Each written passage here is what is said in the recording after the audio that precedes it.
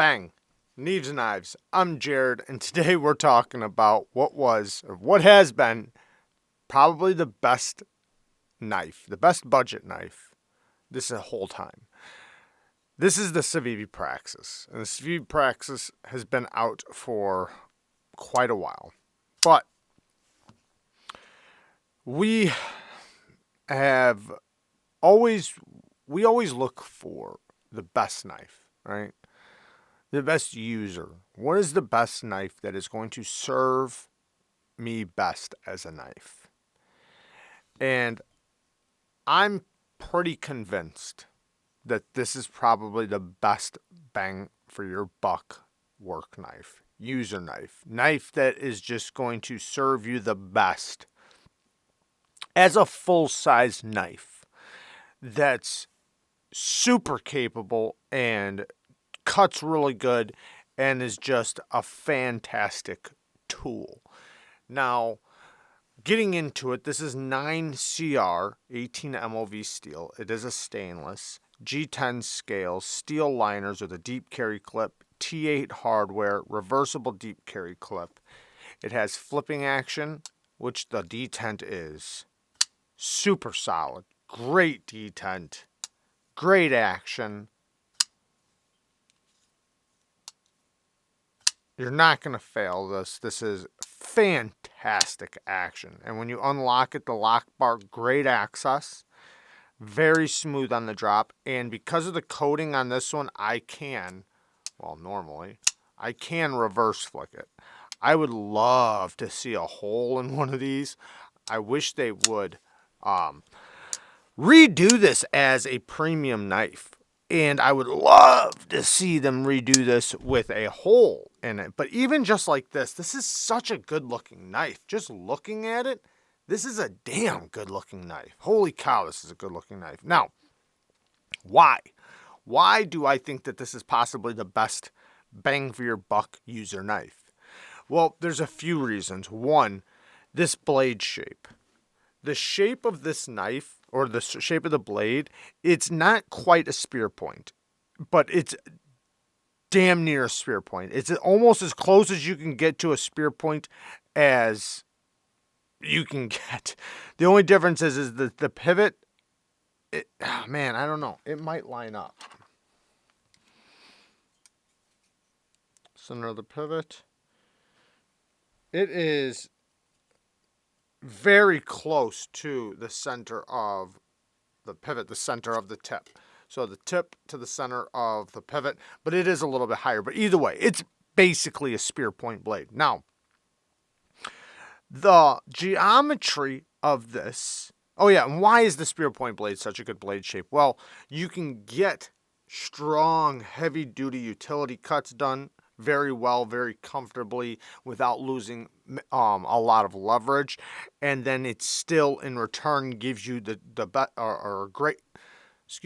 a great amount of belly, not too much, but just the perfect amount for when you need a belly, and it allows you to still get them heavy-duty push cuts in. So you have a very versatile blade shape. Reverse grips, any type of grip, this is a great blade shape. And it works great for work, for use. Basically everyday duty cutting. Anyways. Then when you mix this geometry, the blade geometry is phenomenal on this. It is, I think, 15 thousandths behind the edge is what I measured it at. Now, that is at their edge angle. I think it was actually a little bit thinner. It was like 14 thousandths, but after I put an edge on it, it'll be 15 thousandths behind the edge. Thin blade stock. Tall grind, or broad blade. It's a very broad blade, so kind of like the thought of like a kitchen knife, where nice and thin behind the edge. Nice tall grind, so it has a long way to taper, which in return makes that blade pass through materials very easily and very nicely. Then you mix that with the next best thing, these ergos. The ergos on this handle is so comfortable It makes it to where even if this had thicker geometry, it would be easy to push through materials. If this had thick geometry, I would still be able to push this through because of the leverage I can get into the grip, But this has beautiful geometry. So when you mix these ergos with this blade grind, my goodness, this thing passes through materials. And yes, I've already been cutting with it. I actually did a little competition between the DOGMA and the PRAXIS. Just trying to see which one passed through materials better. I was trying to see, did the super, super thin geometry win? Because this is 10 thousandths behind the edge. Very thin blades. This whole thing is just mega thin. I don't have the best ergos. It's still good though, so don't get me wrong. I can still get a good grip with this knife, but this is a fantastic knife too. And it's such a great knife. I was like, man, I can't believe how thin this is, but a little on the fragile side because it's so thin, but that's awesome though, we see so many thick knives with robust geometry. It's great to see a knife that's made to cut. But putting these two together without sharpening it, fresh factory edges, I know that might not be the fairest, but this obviously passes through materials like crazy. Really, really good. However, this one seemed to cut better or gave off the impression that it was cutting better. The illusion that it was cutting better. And what I mean is because it's so comfortable in the hand. It's so comfortable that me putting leverage through my cuts and passing through was just a dream. Now this one, the blade passes through materials great, but because the ergos maybe are not as good as this, it doesn't feel that it's going through as well. And, you don't get that maximum force to push it through. Does it? Don't get me wrong. Please don't take me the wrong way. This cut like a dream. It cut so good. So good. But I could tell, this was the thing, is that when I was cutting, I could tell the blade was passing through a little bit better than this. Which actually, the blade geometry just makes it pass through materials, very easily too. So both of them were extremely good. But this being a little bit thicker, not being a hollow grind, being a full flat, even though in many cases a full flat grind does cut a little bit better because of its tall geometry and the way the geometry slowly tapers from the spine thickness of the blade down to the edge. In many cases does pass through materials better. But when you get so thin like this, 10 thousandths behind the edge, nice deep hollow grind, I could tell that this blade definitely passes through a little tiny bit better, but I didn't have the control and the ergos and everything like this one. So this one, in my opinion, won. Like I said, factory edges and everything, but because I had so much control through the cuts, it felt so good passing through materials. And I didn't do a lot of it. I just gave it it was just a quick competition through the same cardboard, just cutting up. I cut up, I don't know how many cuts they each did, but, they didn't do just 2 or 3 cuts. They did a bunch of cuts. So, this knife has been around for a little while, and there's a reason why. Now, in my opinion, I think this is possibly the best work knife you could get.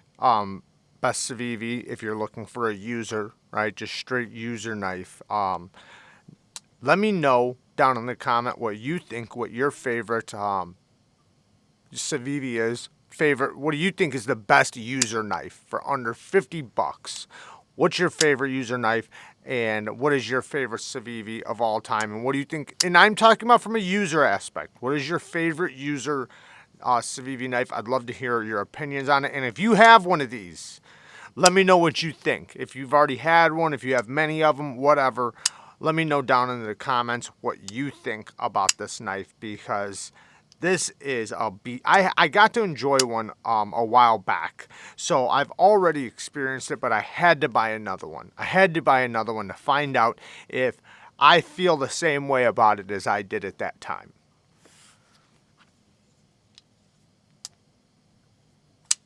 Man, this thing is smooth.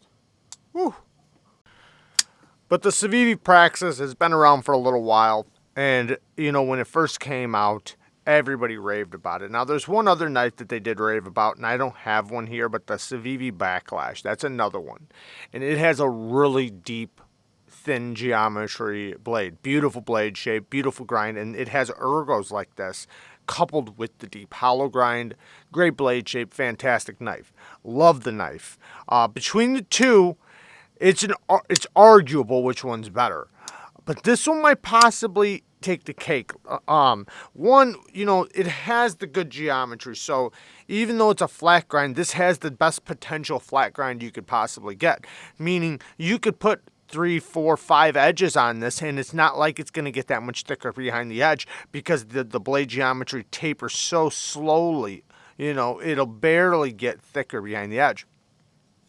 And it's robust enough to handle most things. It's not like it's not a fragile blade at all. This is something you could actually be pretty tough on without worrying about it. It is still a tough knife. I would totally bring this on the job site and work it.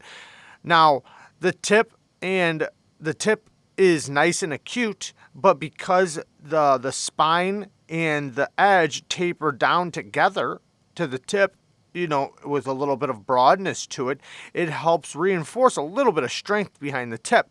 Not to where it's a pry bar, but to the point to where, you know, it's a pretty durable tip for utility cuts and, you know, for puncturing and things like that. But yeah, I just wanted to quickly talk about this subject. I think that this is, if you haven't had one, you should definitely try one. I will link everything I can down in the description. I'm not sure how many are available or anything like that, but I'll link it down in the description to the best of my ability. But this is such a great knife. Such a good knife. I can't express that enough. Anybody who has one, definitely comment down in the comment section. Let me know your thoughts on it, or what is the best CIVIVI knife in your opinion. Thanks for watching. Peace.